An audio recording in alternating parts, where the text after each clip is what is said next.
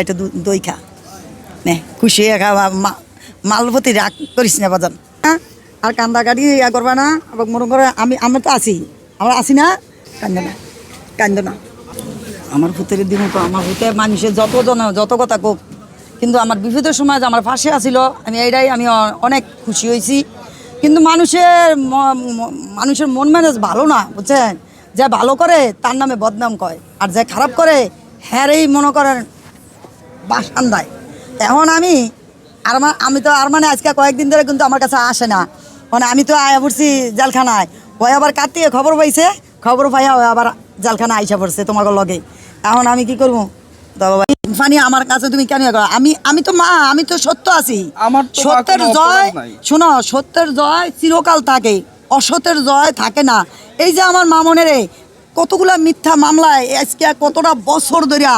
এই যে হরানি করতে আছে এই যে কষ্ট দিতে আছে মামন সৎ হিসাবে আছে দেখিয়া আমরা সৎ হিসাবে আছে দেখিয়া মামনের কোনো দিক দিয়ে কোনোভাবে ঠেকাইতে পারে না ওই উপরে আল্লাহ আছে জনগণের মায়া আছে জনগণের ভালোবাসা আছে তবে তুমি একটা মন খারাপ করবে না কে কি কইছে না কইছে আমার জানার দরকার নাই আমি সবাইরই তো আমি কই আমি জনগণের মা আমি আমার মা ডাকো আমি মা আর ও তোমাদের সবার ছোট বোন সবাই ওরে আদর করো প্রতিবন্ধী ও কথা বলতে পারে না এলিগা মনে কর কে কি বলছে না বলছে এটা আমার জানার দরকার নাই তুমি যে আমার মা ডাকছো তুমি আমার সন্তানই চিরকাল সবাই থাকবা আমার কাছে না যাবো না ভাই কিন্তু আমি এমনটা বলছিলাম যে মামুনকে বের করার জন্য যত টাকা লাগে আমি দিব কিন্তু হয়তো সেটা আমি যে অ্যামাউন্টটা হয়তো ধরে রেখেছি মামুনের জন্য সে অ্যামাউন্টটা লাগে না আরও কম লেগেছে কিন্তু আমি এটা বলেছি যে মা যত টাকা লাগে মামুনের জন্য আমি দিব বিনা স্বার্থে এখানে আমার এক সরিষা পরিমাণ কোনো লাভ নেই যে মা ডাকছে এই কারণে কিন্তু তারপরে ওই যখন ইয়া করবো যাই কিছু করবো এই ফাঁকে মনে করেন ওই যে বিভিন্ন ঠেকের কারণে এই কারণে আমার পাশে ছেড়ে গেছে গা লাস্টটা কি করবো শোনো সত্যের জয় থাকে আমি তো বারবার কই সত্যের জয় থাকে তুমি তো কোনো অসৎ কাম করো নাই তুমি সৎ পথে রইছ তোমার সৎ পথে যখন তুমি রইছ না ওই উপর আল্লাহ তোমারে রক্ষা করবো মামন ওরকম আমার ছেলে না মামন আমার ওরকম ছেলে না যে এগুলা এনে দিছো খা আসলে আমি তো মার কাছে কোনো চাওয়া পাওয়া নাই কোনো এক 10 টাকার জন্য আসি নাই আমার ভাই মামুন অ্যারেস্ট হয়েছে মা আমি যখন দেশের বাইরে ছিলাম তখন আমাকে সে ছেলে হিসেবে জানতো আমাকে ডাকতো আসছি মামুন আর মামুনের ফ্যামিলির সাথে আমি কিছুদিন যাবৎ আছি এটা না অনেকে নিতে পারে না ভাই যার জন্য এ পর্যন্ত ফোন দিয়ে অনেকেই অনেকভাবে ঠেটমূলক কথা বলছে শুধু তা না মোহনা ভাবি 2-4 দিন আগেও আমাকে ফোন দিয়ে বলছে যাতে আমি এই ফ্যামিলির সাথে আমাকে আর না দেখে আমি যাতে এই ফ্যামিলির সাথে আর কথা না বলি ওদের বাসায় না যাই ভাই আমি দুঃখরা শুধু এখানে ভাই আমি তো আসলে তাদের কাছে কিছু নেওয়ার জন্য আসি নাই মূলত দেওয়ার জন্য আসছি আমি দেখেছি ভাই প্রিন্স মামুনের অনেক আপনজন অনেক কাছের মানুষ যারা মামুনের সাথে রাতের পর রাত দিনের পর দিন ছিল ওই মানুষগুলোকে আমি পাচ্ছি না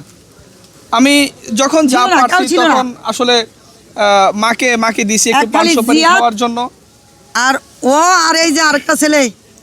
ওই যে মমিন সিং এর অথচ আবার আমাকে এরকমও বলা হচ্ছে যে ভাই মামুনের মতো আমাকে মিথ্যা মামলা পাশাইয়া আমার শেষ কোথাও ওরা দেখে ছাড়বে মূলত মোহনা ভাবি এ পর্যন্ত অনেকবার এই ধরনের কথাগুলো বলছে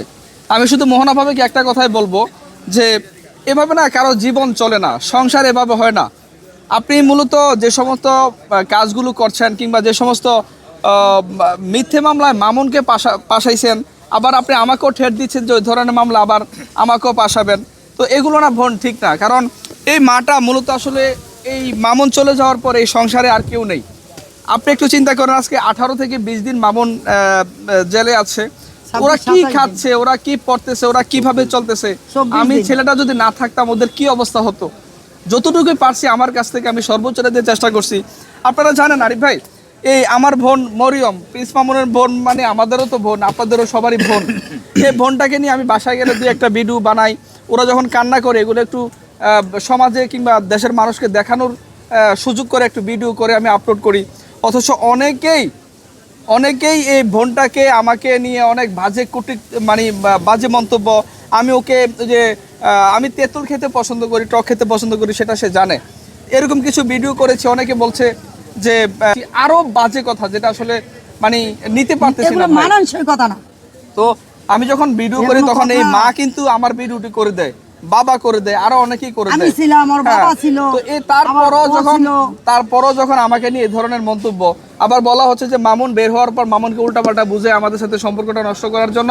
যা কিছু প্রয়োজন তারা সেটাই করবে। তো আর কি বলার আছে ভাই, বিচার শুধু আল্লাহর কাছে। আমি কালকে মাকে বলেছি যে আমি মামুন বের হওয়ার পর আমি আর আপনাদের ফ্যামিলিতে আসবো না, আমার যতটুকু করণীয় ছিল আমি ঠিক অতটুকুই করেছি।